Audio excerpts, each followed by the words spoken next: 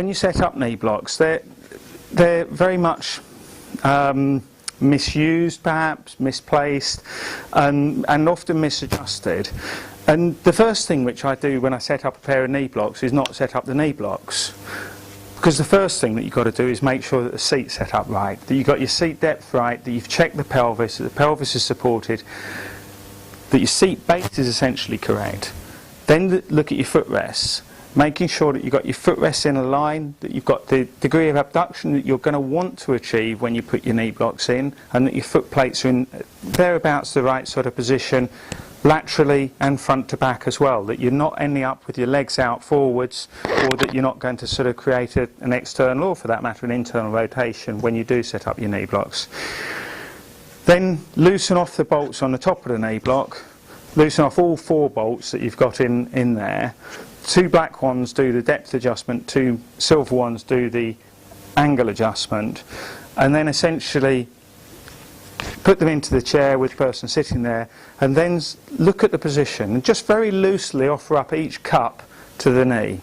Sometimes you might have to do this fairly quickly, because if you've got somebody who's really extending and shooting and pushing out the chair, then you might not have got a lot of time to do all of this. But look at setting, first of all, the angle, and then setting the depth. Now you might have to vary that, because you may have to just lightly nip the Allen key that holds the depth setting so that you can maintain a position, and then you can go on and adjust the angle more precisely.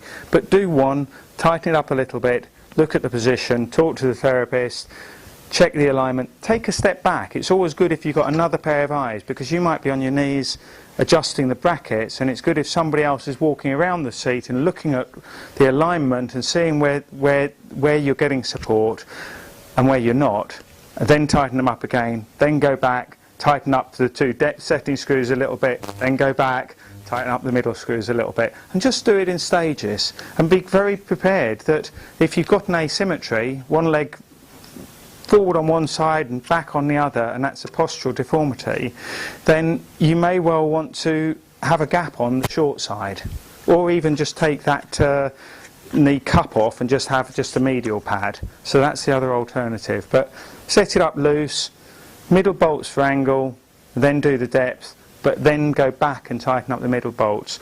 And when you're tightening up the middle bolts, oh, wrong Allen key, that's the one I wanted.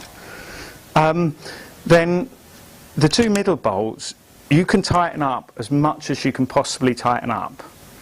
And if you've got somebody who's a strong, like either got a lot of strong extension or a lot of strong adduction, you need to tighten those bolts up very tightly. They've got 2 special washers, top and bottom of the knee block brackets, and those washers will bite into the steel and they'll stop it moving. We've never, in almost 20 years, ever stripped a bolt or stripped the thread on the middle bolts. And you can, if you want to get a crowbar and put a crowbar on the end of that Allen key to tighten it up tight, you can do, because they will hold. The 2 black screws, on the other hand, only squash down into the tube, and you'll see on this one where it's been adjusted, there's indents in the tube, and you don't actually need to tighten those up nearly so hard. They will grip a lot easier with a lot less torque. But getting the middle ones tight are the ones that go out of adjustment. And just pay attention to where you're getting the load bearing. Is that is the medial pad digging into your inner thigh? You know, in which case you might need to change the angle in order to get that comfortable. And there's any number of options on a knee block. Introducing gel, introducing different thicknesses of foam, introducing different grades of foam, changing the width, changing the length, changing the depth. So all of those sort of things are possible. But the independent adjustment, left and right, is very important. And once you've adjusted the knee block, go back to the footrests. Have another look at the footrests. Are they still in the correct sort of alignment? Do you just need to move them over a little bit? And if so, do that, and then go back and just recheck over things.